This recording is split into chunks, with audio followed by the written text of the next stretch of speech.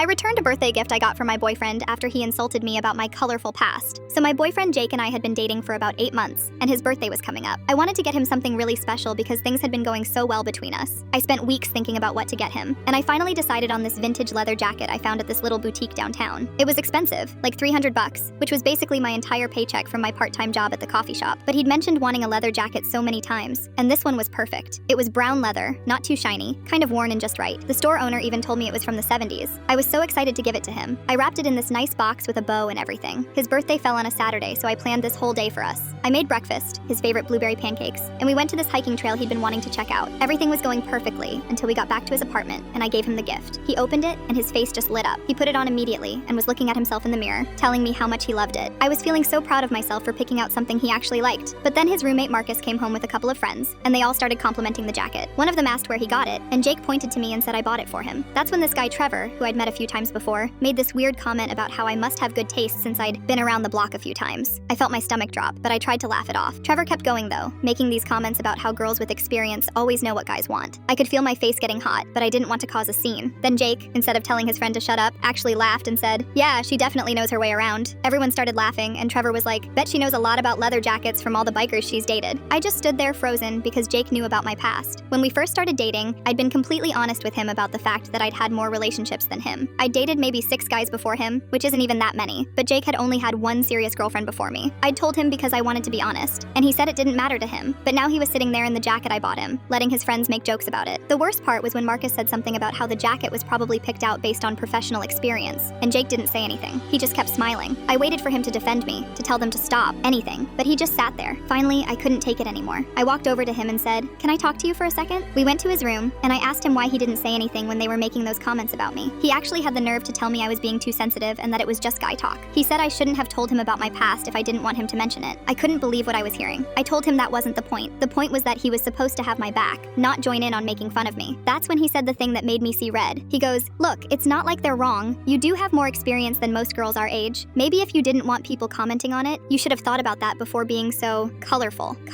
Like my past relationships were some kind of rainbow of shame." I just stared at him for a minute, and then I said, "Take off the jacket." He looked confused and asked why. I said, "Because I'm returning it. Take it off right now." He started backtracking, saying he didn't mean it like that, but I was done. I made him take off the jacket, folded it back up in the box, and walked out. His friends were still in the living room, and they all went quiet when they saw me carrying the box. I'm pretty sure they heard us arguing. I drove straight back to the boutique, and thankfully they had a good return policy. The store owner remembered me and asked if there was something wrong with the jacket. I just told her it wasn't the right fit. When I got home, Jake had texted me like 15 times, saying he was sorry and that he didn't mean it, but the damage was already done. He called me later that night, and I let it go to voicemail.